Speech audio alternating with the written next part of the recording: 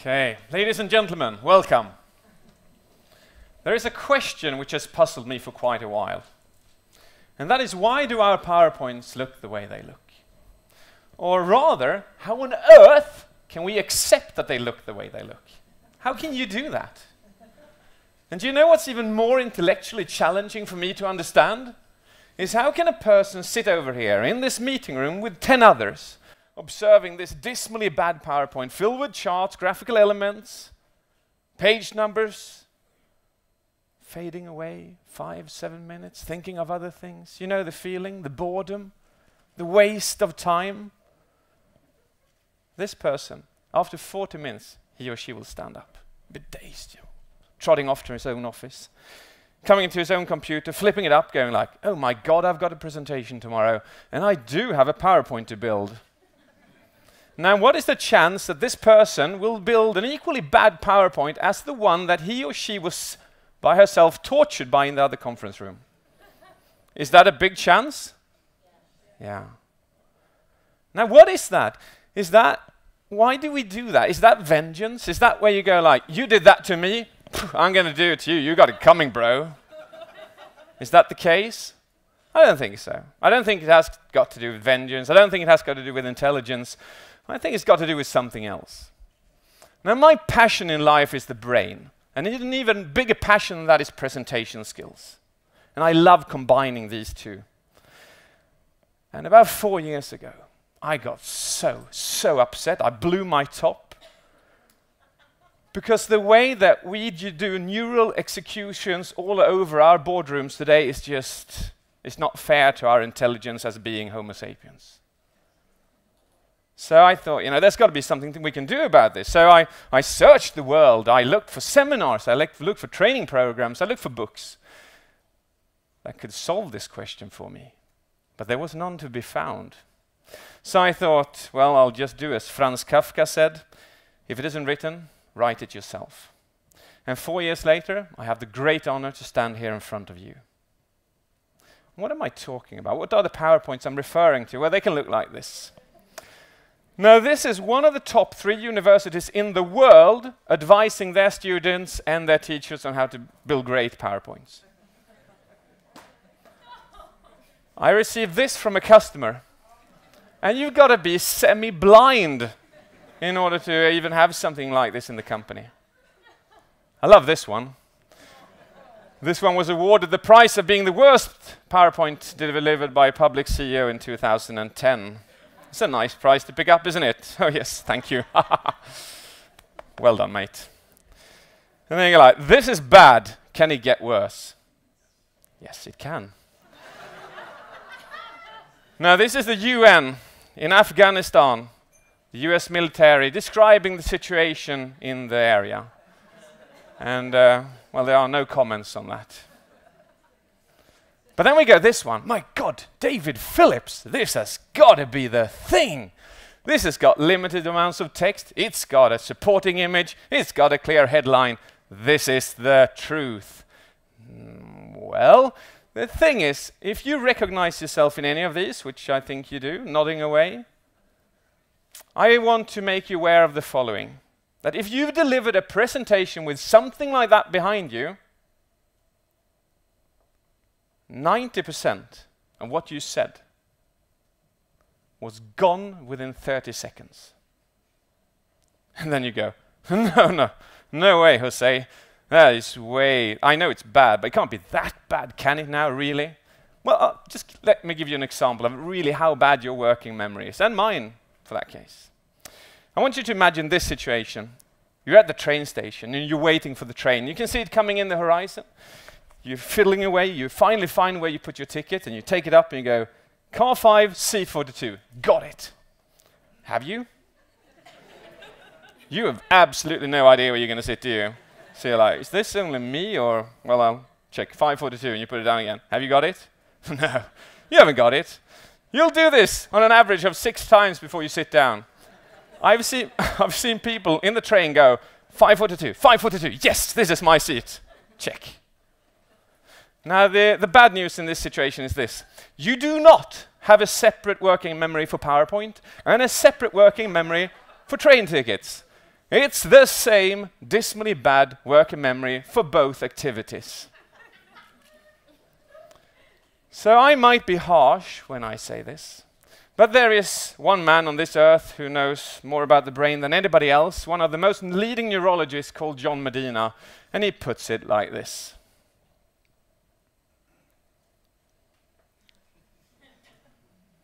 And it's with his words that I welcome you to How to Avoid Death by PowerPoint. Now, my objective for this evening, for this 18 minutes, is to give you 5 design principles that will cognitively and psychologically optimize your PowerPoint slides. And if you haven't used them before, they will make a tremendous difference to every PowerPoint you will be delivering from this day and on. So let's start. The first one of these 5 is one message. I received this from a customer and I said, hey, we've got a lot of issues in here, but let's start with the first one. You got 2 messages. Let's move one of them out of the way and just bring 1 message per slide. So why should we only have 1 message per slide? Well, I'll give you this beautiful example. You're at this nice party, you got the music going, boom, boom. You got this person you're chatting away to, you're having a good time. Cha-da, cha-cha, cha-cha. And then you hear your name. You hear your name spoken somewhere. Your entire attention is now diverted in that direction. And then with this person, you're just nodding away, hoping that you're nodding in the right instances, yeah? Yes, yes, yes. After about a minute, this one stops talking about you, so you divert your attention straight again. Now, that person will then say, well, don't you agree? Why don't we just love that situation? We have got no clue what they've been talking about. The same thing goes for PowerPoint. If you got more than 1 message, the chance is big that they will be focusing on this one and not that one, or that one and this, not this one. Just make it simple for human beings. Have 1 message per slide. We are extremely limited to understanding more. Let's move on. Go to working memory. I've already given you this bad vibe that your working memory is bad, and I'm afraid I'm not coming with better news. I'm coming with worse news. And it goes like this. This equation has the basis of John Sweller and Meyer. And they come to the conclusion that there is something in our brain called the redundancy effect, and it works like this. If you have text, sentences on your PowerPoint, and you persist with the annoying idea of speaking at the same time, what will be remembered by the audience is 0. Or very close to 0. Now, why is that? How does that come about? Well, it can't look like this. It's just not practical. You can't stand and have this and talk at the same time. So what are you supposed to do? Well, use PowerPoint for what it's supposed to be used for. Pick it like this. Pull down your text into the documentation field and use the area up there for the presentation material. Short, sweet bits of text and an image. That is what enhances your image. That is what enhances your message. So use PowerPoint as it's supposed to be used. Come to the third of these 5 principles, and that's size. Before I go into that, I want to make you aware of something, and that is the following. Every time you open your eyes for the rest of your life, you will focus on 4 things. Moving objects, signaling colors like red, orange, and yellow, contrast-rich objects, and big objects for the rest of your life. Give you a practical example of that. I want you to imagine yourself being home with a friend, a really good friend. Now the television is on, but the sound is off. You're having a great conversation, but do you find it easy to not look at the television? No. Why not? Because it's got moving objects, it's got signaling colors, it's high in contrast, and they're usually very big these times. So why not use this to our benefit? If you look at this, where is your attention drawn to? Without you even having a chance of controlling it. It's going to the big 3 all the time. We'll have a look at the practical situation. Have a look at this. Where is your eyes drawn to? Well, I can see that they're drawn to constantly to the headline. Now, how often is the headline the most important part in a PowerPoint? It's very rare. Even so, every PowerPoint template is built like this, where the headline is the biggest object and the content is the smallest, going absolute opposite to our biological reactions. So what does this look like if we just show you an example? Well, now I'll reduce the title and it looks like this. Do you see how your eyes now fall down into the content? Now they're sucked into the headline. And now they're fallen down into the content. So I can control exactly where you are. But why do people build PowerPoints where people will be spending 70% of the time on the headline when it's not the most important part? So what I want you to take with you from this is the most important part of your PowerPoint should also be the biggest, nothing else. Moving on to number 4, contrast. Contrast controls your focus. So what does that look like? For instance, if I show you a list like this, your eyes are all over the place because you don't really know what to focus on. So I'll use a built-in functionality into PowerPoint which goes like this. I'll show you the first subject. I'll take it away with contrast and I'll show you the second one. And I'll do it again and again and again and again and again and again and again. You're now following exactly the white spot. If I do this, dun, dun, dun, dun, dun, I can see your eyes just wobbling around and you're a bit like, you know, a kitten going after a little laser pointer on the wall going like, where is it, where is it? I've got it, I got it, I got it. Because you're following where the white spot is and not the rest. Now this is a beautiful example. Please do use this. Use it because you can show amazing big tables like this if you use the effect of contrast, the principle of contrast. Look what this looks like. Your eyes are all over the place. You don't know what to focus on. But I just apply the principle of contrast and it looks like that. And suddenly you know exactly what to focus on. Here, they're all over the place, and here, they're exactly where I want them. Now there's a big, major drawback with PowerPoints, and that is that the majority of companies on this earth today, they persist in having white backgrounds in PowerPoint. Look at that. Oh, it's bright, it's shiny. Could you tell me who has the highest contrast, me or the screen? Well, the screen. Who is usually the biggest, me or the screen? Well, the screen. So the only option I have is dress myself up in signaling colors and jump around on stage in order to balance that problem out. Now that is obviously not a good corporate strategy in the long term, would it be? I think the long-term strategy is to just switch it around. PowerPoint is not supposed to have white backgrounds. If I do this, your eyes relax. You focus on me. I'm the biggest object. I'm the most contrast-rich object. I got your focus. Why is that important? It's important because I always have been, and I always will be the presentation. That is my visual aid.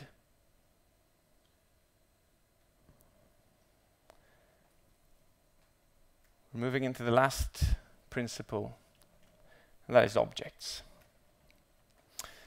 Now this is one of the most severe principles, and it goes like this. How many objects do I have here? Well, if you count them quickly, you'll see that I've got 16. Do you see this little beauty at the end as well, which goes page 12 of 95? What is that? Why did we do that? That only creates anxiety, if anything. You're like, oh my God, I can't take 83 more of those. But it can also create hope.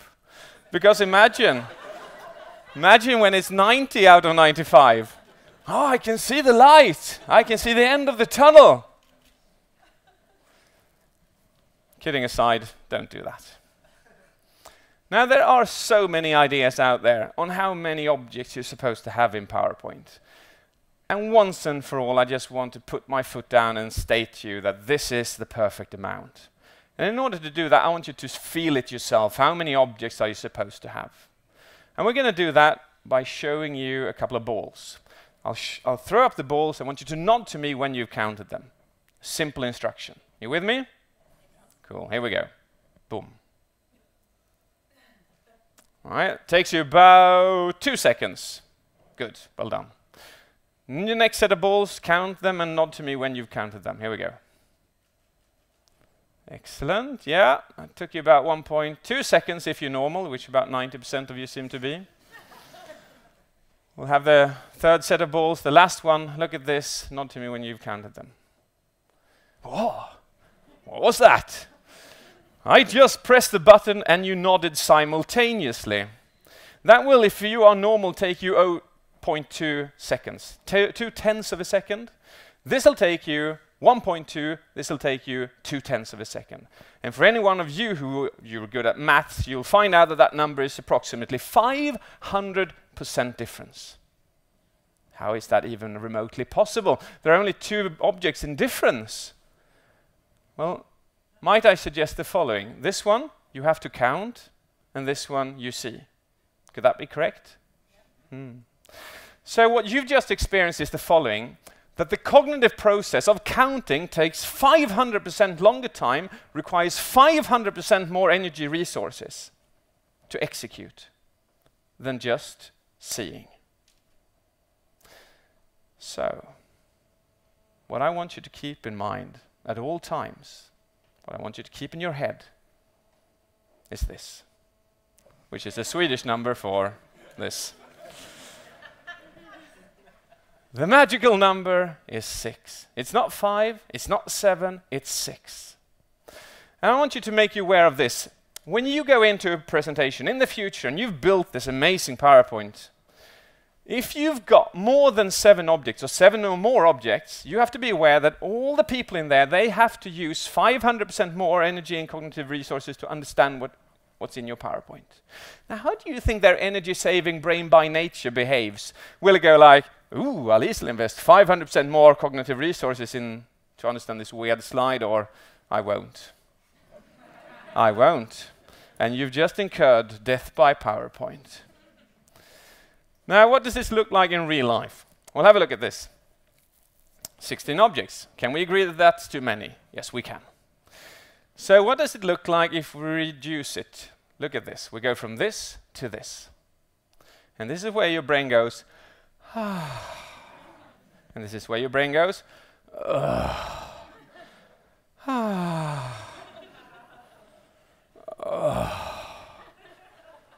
And I assume that in the future, when you deliver PowerPoints to your colleagues, to your fellow people, you want them to go, ah, when you show them your slides. You don't want them to go,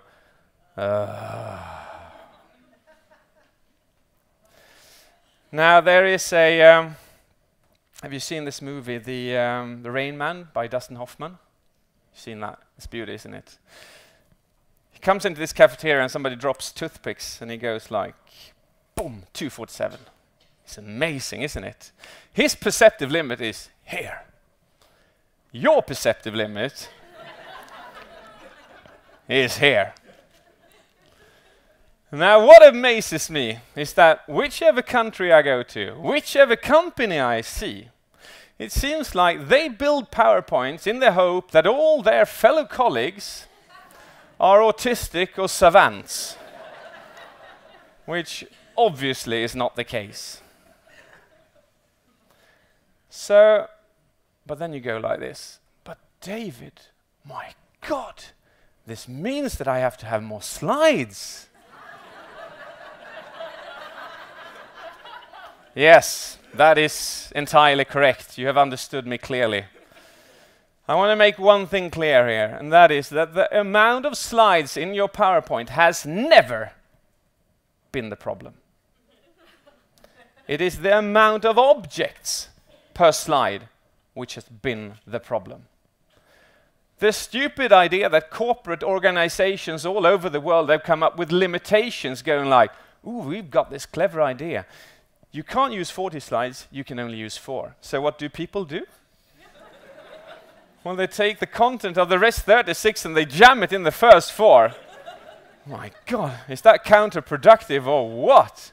And we call ourselves intelligent? No. All right, so compared. I started off with 95 of those. We ended up with 135 of these. And yes, it gave an immediate result to the application that we were working for. So, to summarize this, let's have some fun and do a cross-examination, because obviously I have to prove my point. Do you remember more than 90% of what I said?